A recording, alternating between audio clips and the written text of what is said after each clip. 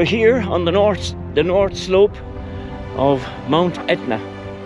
As you can see, we're here at 1,800 meters above sea level, and we're going to go up to just over 3,000 meters, depending on weather and so forth.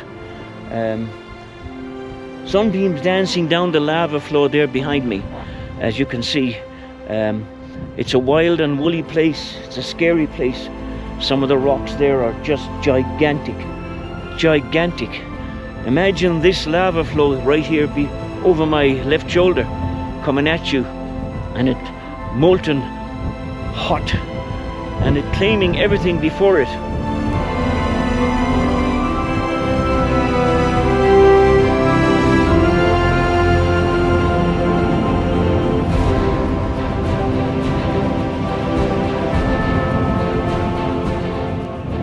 I suppose there's no need to enlighten you. Woo!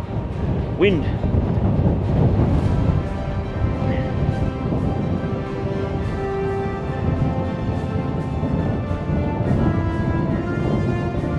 Of course, you can take these wild, large, space-age four-wheel drive vehicles up the lava flows, if that's your thing. Now, as you can see behind me, there's a barrier. There's no vehicles allowed in here unless you're on these four-wheel drive excursion things. But as you see, I'm on foot. Wouldn't this be an absolute terror to see this flow coming at you and you're trapped on the slopes of Mount Etna? So the gods are with me after all. I'm able to explore a bit more here on Etna.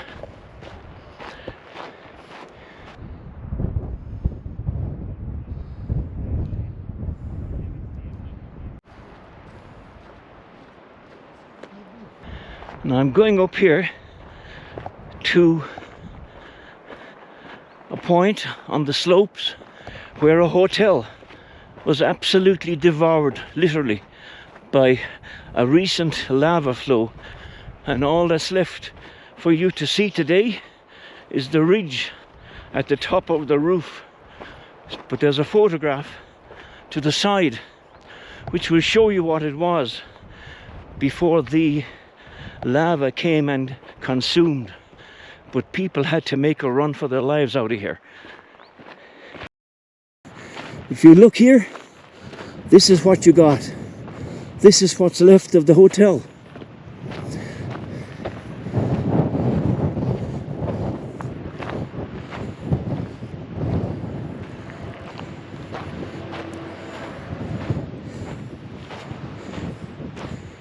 The power of nature.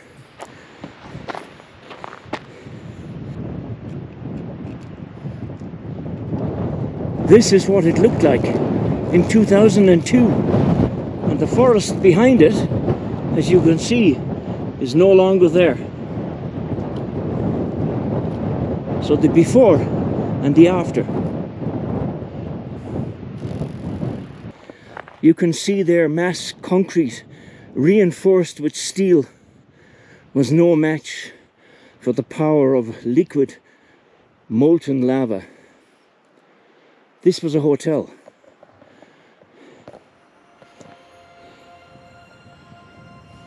Just take a look at these massive fresh lava flows here in front of you and to my left. The eruption of the Etna volcano in 2002 started the night between the 26th and the 27th of October. This was the start of a very sad historical moment which destroyed the entire tourist site of Piano Provenzana. I've been wanting to come and trek on Etna for a long time. It's now a World Heritage Site. A strong and continuous seismic activity that began around 2200 hours on the 26th of October marks the beginning of the great eruption of North Etna. walking here in the sunshine this morning. It is indeed an adventure and a great privilege to be able to get on to what this can be, a truly terrifying place during, after an eruption.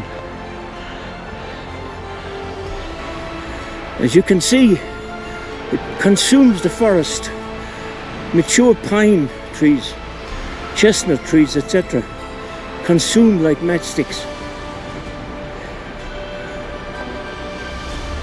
All that's left is the charred, burned out trunk of majestic pine trees, fodder for a molten lava. After a sudden stop, the volcano takes a breath and starts again with a continuous seismic tremor to form long series of lateral and linear mouths called botanera that affected the northeast rift. Fractures that quickly, one after another, began to make puffs of lava and strong emission of ash. Now the machines have to be brought onto this north slope after a lava flow, because the trackway becomes totally devoured by the lava.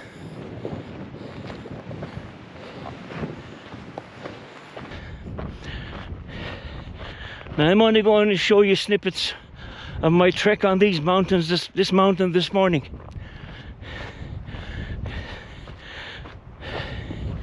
It's a long hike, a long hike. Now some of these lava flow trails are probably 15 meters in height. It just gives you an idea of the volume of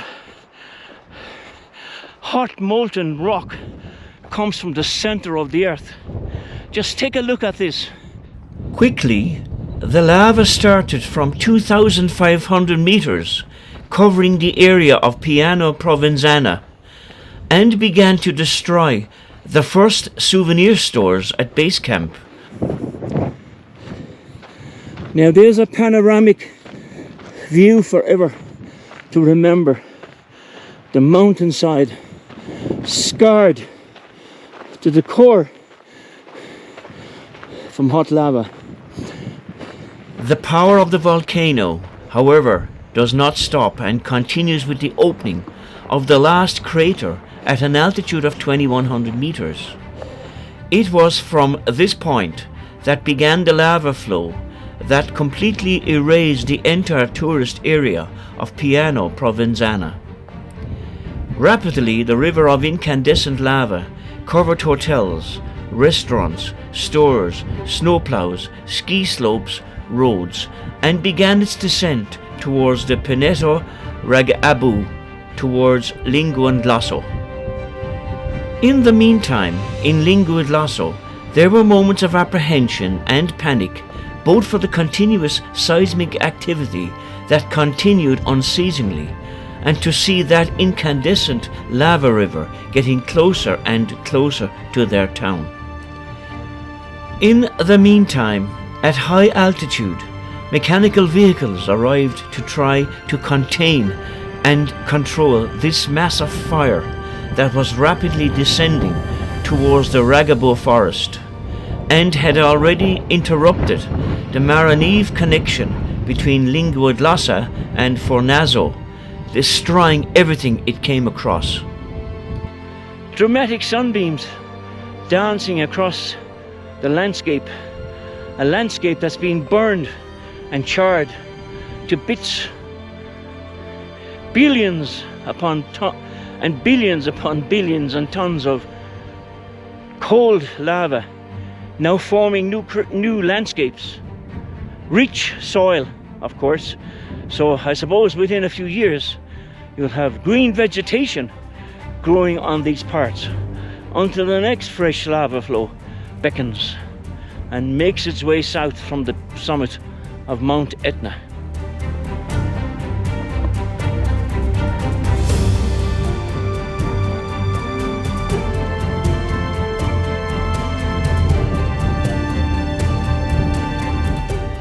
Now folks, here on my right hand side and in front of you is a boulder as big as a Mini Cooper. That would have travelled down from up there, whether in the air at high altitude or in a lava flow, but it's come down many miles to where it now rests in peace here. But it is some chunk of lava, a couple of ton at least. But take a look at the panorama there behind me with the moving cloud as it drifts from my right to left. It's a spectacular place,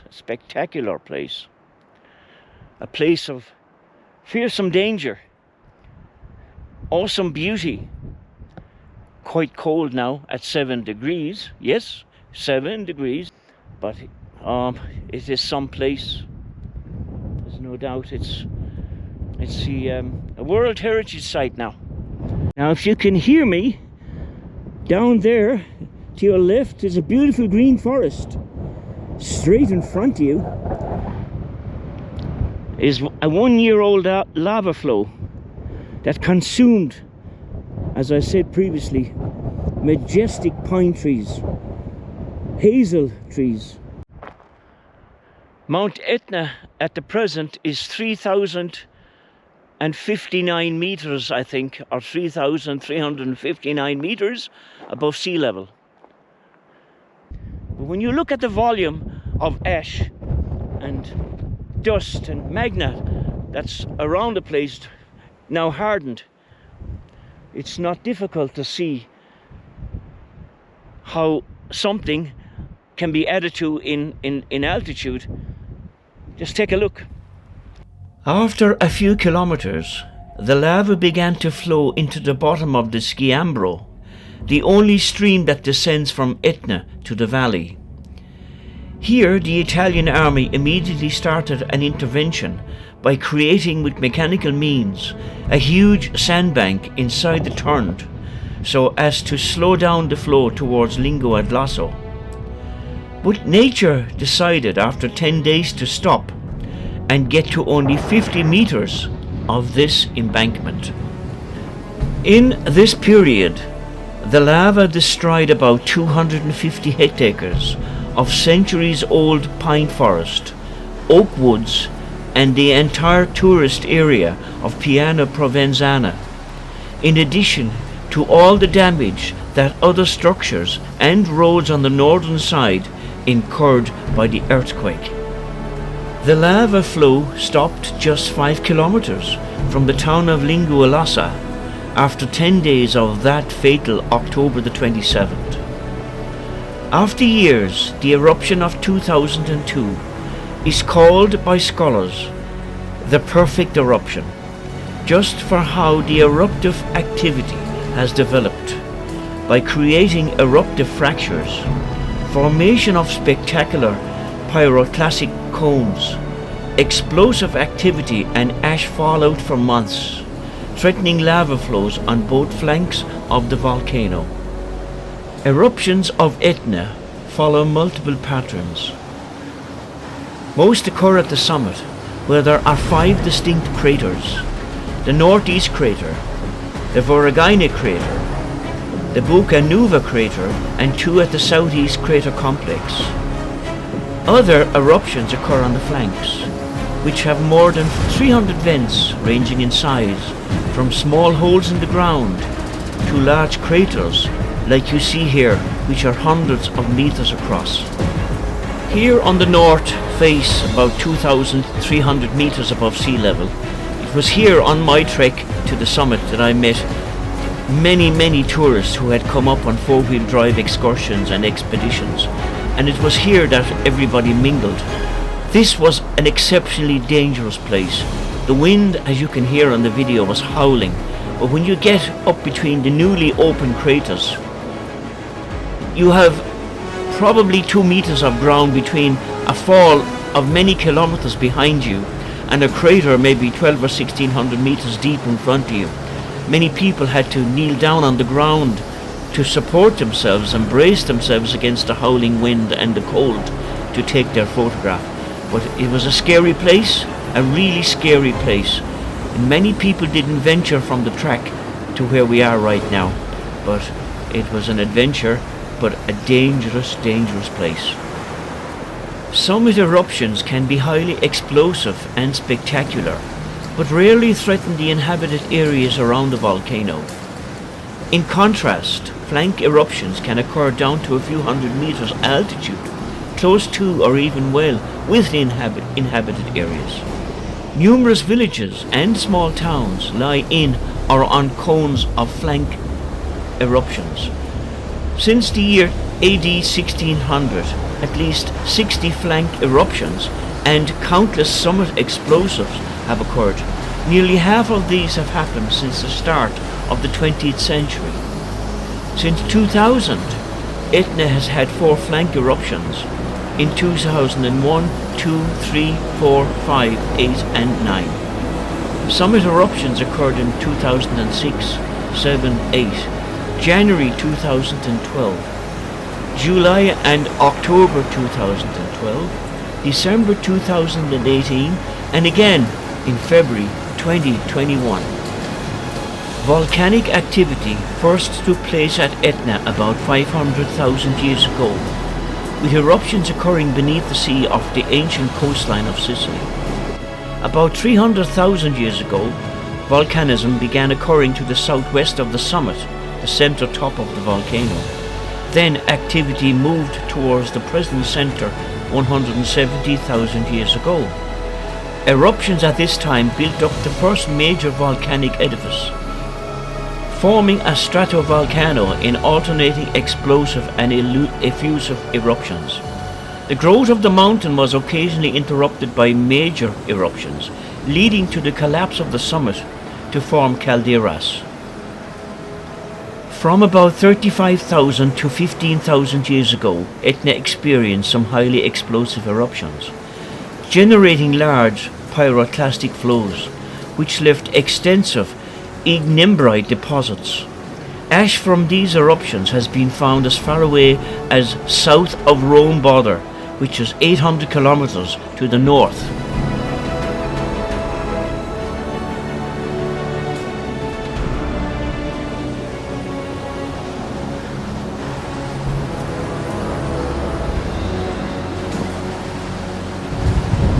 Well, now folks, as you can see, it's surreal here.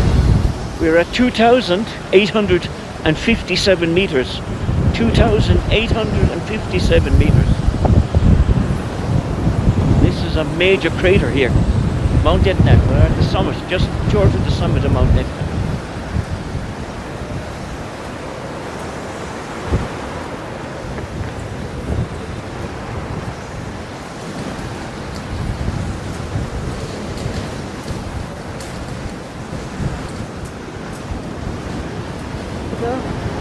And the southeast crater. 4 active craters. Another one is on the west side. And here, this one. And this is ash. This is ash. So you guys took it by manual? Yes. Is it not dangerous? Yes, it's dangerous. Of course it's dangerous. Why don't you set a camera that you can take it automatically? Yeah. Folks, it's 6 degrees here. And the volcanologist just told me that, showed me on an app actually on his phone, that there is movement on the ground.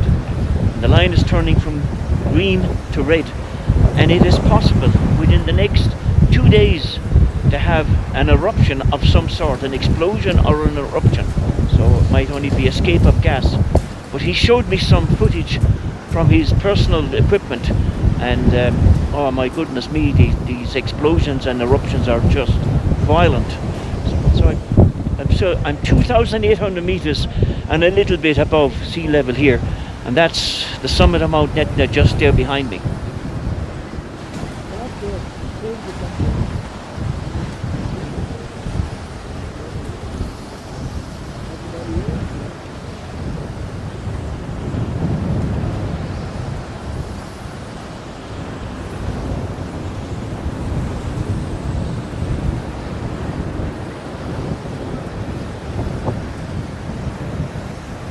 here at the summit of Mount Etna. The weather is appalling. It's lashing rain and the fog is pretty intense. Where I am right now on the summit of Mount Etna, this is as far as you can go altitude wise for safety reasons. This is the north face. The east face at the moment is quite active, but this is the maximum height that you can get to on Mount Etna at the present. Along here in this horrendous weather, I'm walking on what is sort of volcanic aggregate, but here in front of me is the fine ash, and you can see the difference on the fine ash. It's like coarse sand, really abrasive. Speaking to the volcanologist, it is here on this surface in front of you right now that NASA brought their lunar landing craft, various prototypes to be tested out, because he said that this would be the closest to lunar landscape. And he showed me some video and still photography from the NASA crew time here on the summit of Mount Etna.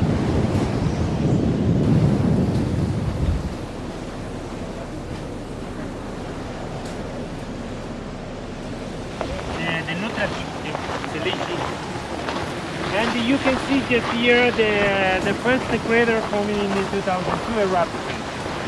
And the activity started just here and then got down, and the fracture formed for 2 kilometers, and then on the new fracture, the new vents, and formed 28 craters.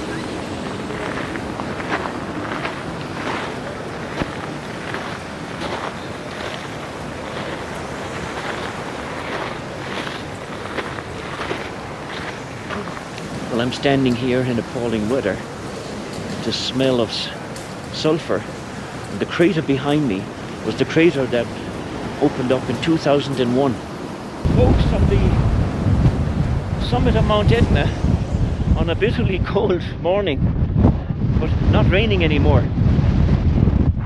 You can see it's a spectacular but violent place, a sort of scary, to be quite honest about it. Mount Etna, 2,800 and a few meters above sea level. To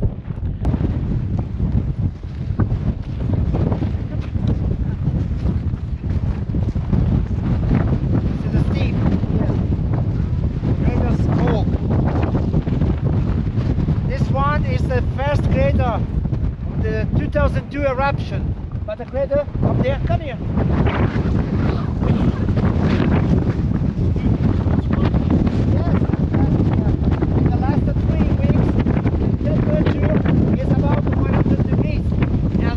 Was cold. Okay. Yeah. This one's smoking.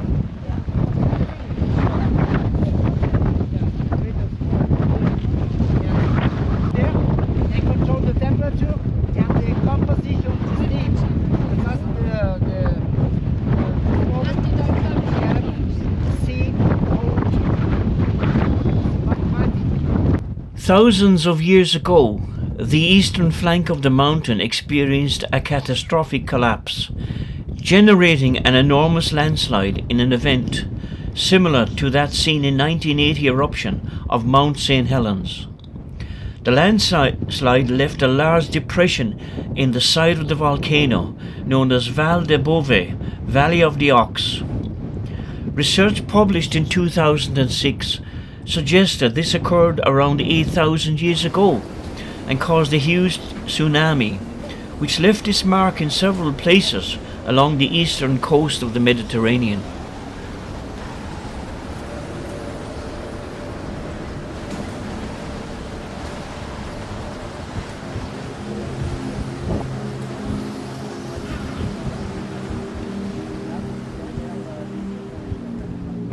Well now folks, we've cleared the bad weather and the scenery is just magnificent.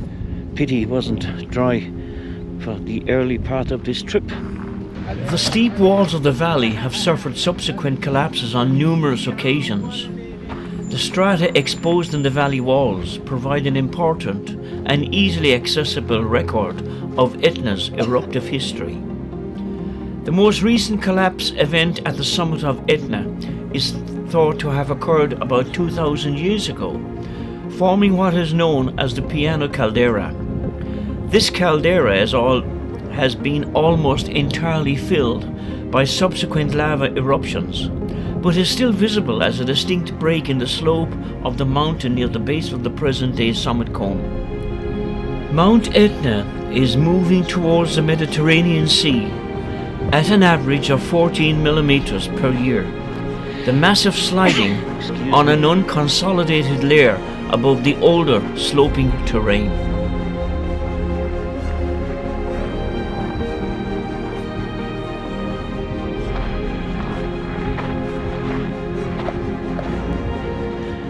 The temperature dropped down to 7 degrees here on Mount Etna. It's quite breezy now, but the cloud is dissipating. But it's some surreal landscape up there ahead of me. Unbelievable. This was a bucket list request of mine for a long, long time. So here I am today.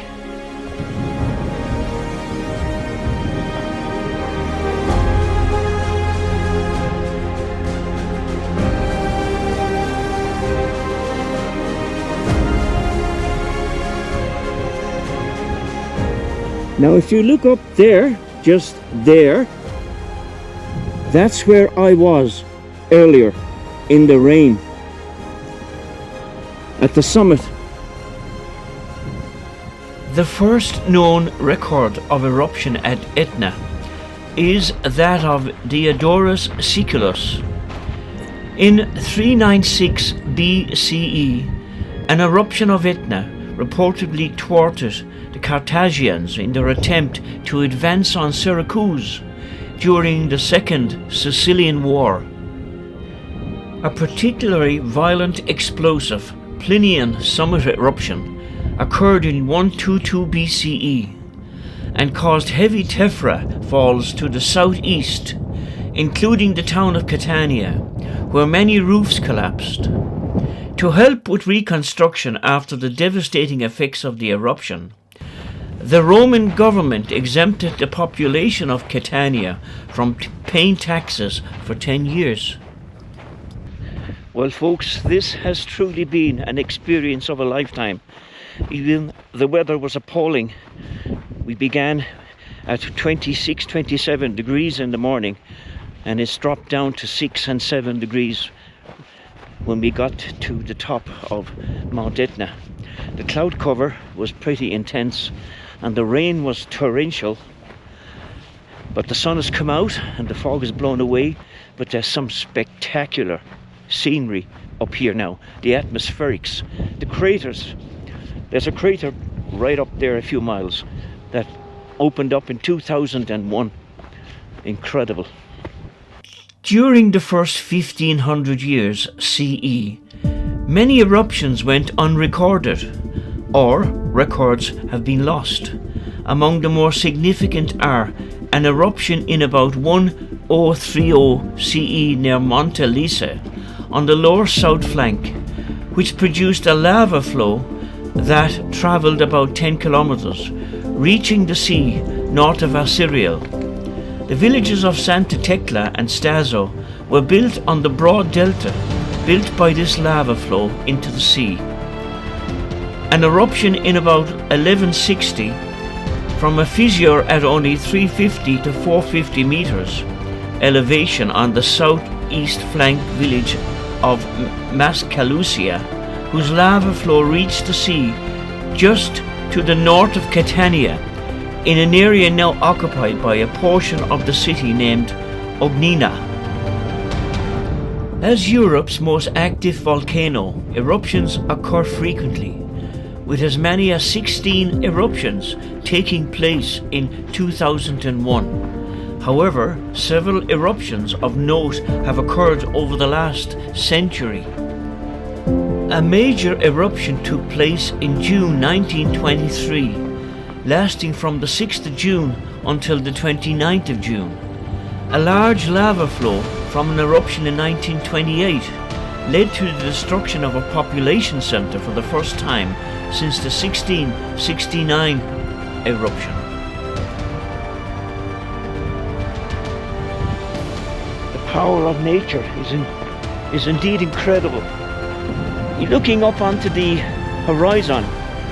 Through the pine forest you can see the new lava flow as it meanders and snakes its way through beautiful scenic valleys. Of course, new mountains form.